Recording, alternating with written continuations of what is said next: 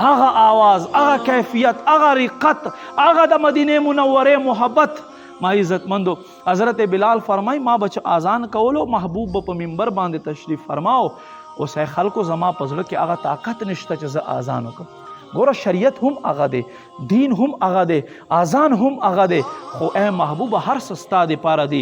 اذانونه ستا پاره دي، منځونه ستا پاره دي. په اذان کې که خوند دی ستا ذکر دی پکې خصوصا. اے محبوبه مونږ خو مونځ ته شوق سره ورځو نو خاص د ستا ذکر دی پکې، رب ذکر خو دی خو اے محبوبه خاص د ستا ذکر دی پکې. نو ما عزتمندو قدرمندو فرمای په دې کې مدینه منورې خلکو حسنین کریمین راوستو، امام حسن مجتبی، امام حسین مرتضی، یو د 9 کالو دی بل د 8 کالو دی. وای اے بلال پاسه شابه هغه اذانو که چې زمونږ نیکه په زمانه کې به دې کولو، محبوب به چې تشریف فرماو تا به اذان کولو. بلال یو طرف ته کېنولې بل طرف ته کېنو.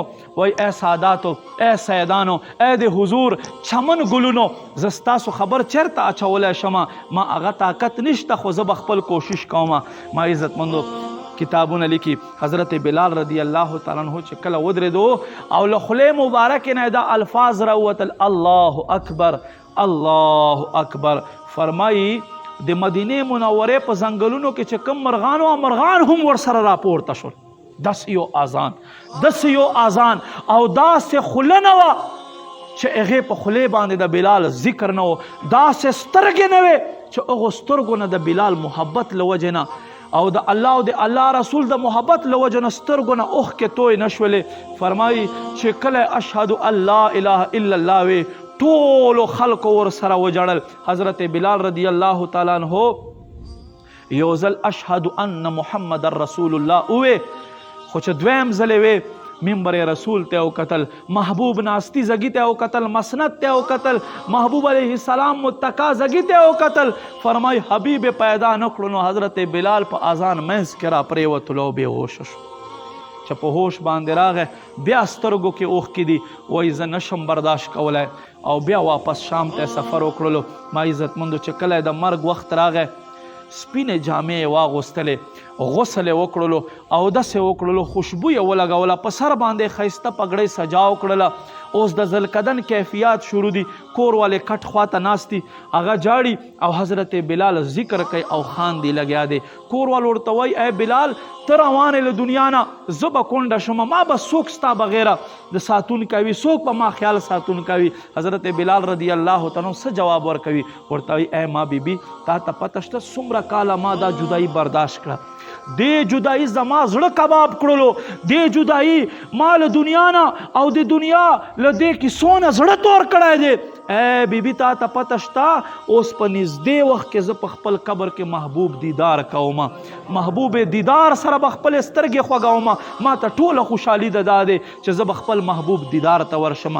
نو ما عزتمندو قدرمندو زمین میلی نہیں ہوتی زمن میلا نہیں ہوتا، محمد کے غلاموں کا کفن میلا نہیں ہوتا. نن نظر کاله د مخکې ولې نه وي ښخ شوی، خو چې ته قبر ولټوې د قبر کې به دی سلامت پروتي، خوشبوی به ترې راځي. ولې به ترې راځي؟ ځکه چې د چا سره مینه کړې وي. یاد وساتئ محبوب کریم صلی الله علیه و آله وسلم مینه محبت په سینه کې کوټ کوټ کر اچول پکار دی. نبی علیہ السلام فرمای خپل اولاد ته 3 شیزونه وخایه، خپل اولاد ته یو د قرآن محبت وخایه، قرآن لګن ورته وخایه چې قرآن باندې ځان ورکوي، قرآن یو حرف نه ځان قربانوي. فرمای دویم خپل اولاد ته زما محبت وخایه، ما خپل اولاد ته وخایه چې ستاسو اولاد ما وپیژني. نن وګوره 1400 او 2 باندې 40 کاله تیر شو، دا 1443 سنې هجری روانه ده، خو چې څنګه صحابه کرامو په زړونو کې هغه جذبه هغه محبت و، الحمدلله د 15مې صدۍ مسلمان هم هغه مینا محبت لري. دا زمونږ په زړونو کې د حضور مینا محبت څوک باسلی نشي. خو یاد وساتئ هغې څه اسباب دي، د دې مینې زیاتولو څه اسباب دي.